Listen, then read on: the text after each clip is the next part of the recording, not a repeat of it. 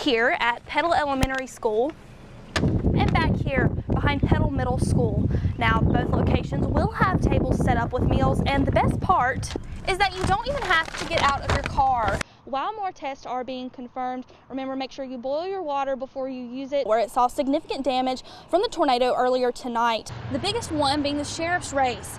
That's between. But the fun's not over yet. A lot of people have headed downtown to the Experience Columbia Christmas event. Now I'm here with my friend Blue, who's pretty excited to be on live TV right now. Two teachers from Forest County Agricultural High School and myself traveled to Parris Island, South Carolina to get an inside look at the educational benefits and career opportunities the Marine Corps has to offer. Now, there were more than 80 teachers from across the Southeast there. And here's a look at what happened once we stepped off the bus and onto the yellow footprints. All of you look at me right now! Scream, I'm am! Scream, I'm am!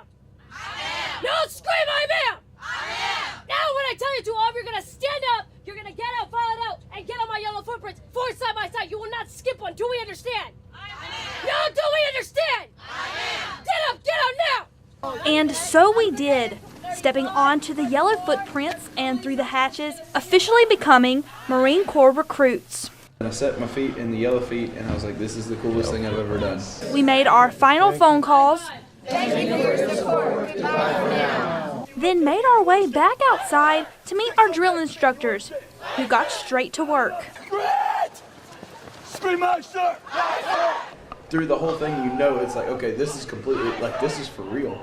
After drill training, we made our way to the squad base, where recruits will live for the next 13 weeks. You'll overcome fears, accomplish things you thought you could never do, and prove that you have what it takes to be a United States Marine. We got the chance to visit different recruit training areas, which included the pit, the pool, and almost everyone's favorite, the shooting range. Denver Taylor and Stephen Miller are both history teachers at Forest County Agricultural High School. They were both a part of this educator's workshop. Both of them say they are very eager to accomplish the mission of this workshop by taking what they have learned back to their students. That, you know, if one comes up to us and says, hey man, I'm really thinking about joining the Marine Corps, and do you know about it? And I said, well, we spent a week at Parris Island, you know, and we didn't do exactly what you would be doing, but let me tell you what you're going to go through, okay? Like, there's so much more to it, and getting below that just surface level of people running around, because you see that in every movie. You see them running around like shouting orders back at people, and like the guy screaming in somebody's face. But once you get below that and you see the education that y'all do and go through and everything like that, it adds so much more to it.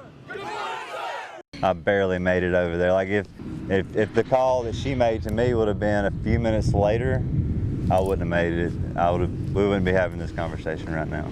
Scott Williamson has been through a lot in his life. I got in a car wreck when I was 7. I was on Rescue 7. Had a hole in my head, like you see a scar up there.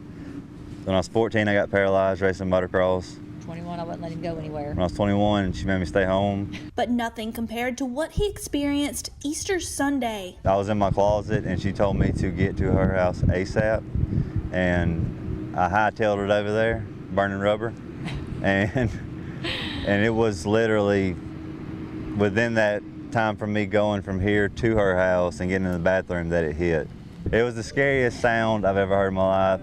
People say it sounds like a freight train. It sounded like the devil. It was the worst growl I've ever heard in my life. Williamson lost everything when the EF4 tornado destroyed his home, including all material belongings and medical equipment. We found those in the rubble and his some other medical stuff he had to have. I had so much that was something that was like a one-time thing that I don't know if I'd ever get back, you know what I mean? Williamson says he is trying to stay positive despite the awful course of events, and is grateful for friends and family doing what they can to help. I got so many friends that I've met through the last few years through acting and meeting, going to the conventions and everything, that they have all pulled together and is trying to get me back, or get us back, everything that we had and everything that we lost.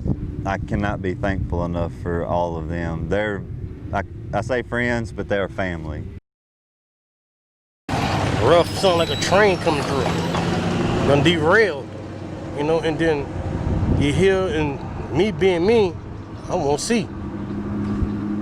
And what I seen, you know, turmoil. Eric Hall and his family live on 2nd Avenue in Laurel. The December tornado left most of their neighborhood completely damaged. He says he and the community are doing all they can to get things cleaned up. Let's get it done. Let's get it done, you know. Laurel, you know, we're gonna make it beautiful again. You know, we're gonna make it beautiful again. You know, get it right. They just need a little more help. People just came from everywhere, you know. Came from everywhere trying to help, and come on, get in, you know. It's love, man. It's all love, baby. You know, and then, like, just look.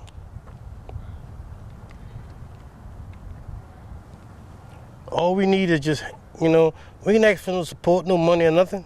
Just, you know, a little manpower. Laurel City crews were out and about Thursday, picking up tree limbs and branches from the sidewalks of 2nd Avenue. Mayor Johnny McGee says the city is doing what it can to pitch in, but it's been tough due to FEMA not declaring an emergency for the city. We did not have enough damage according to FEMA. You couldn't tell the people that the damage happened to that, but that's FEMA's regulations. We did not have enough buildings that were damaged heavily enough according to FEMA's regulations. But we are trying to do all that we can to help people recover that did not have insurance. The city has partnered with R3SM in Hattiesburg to help rebuild.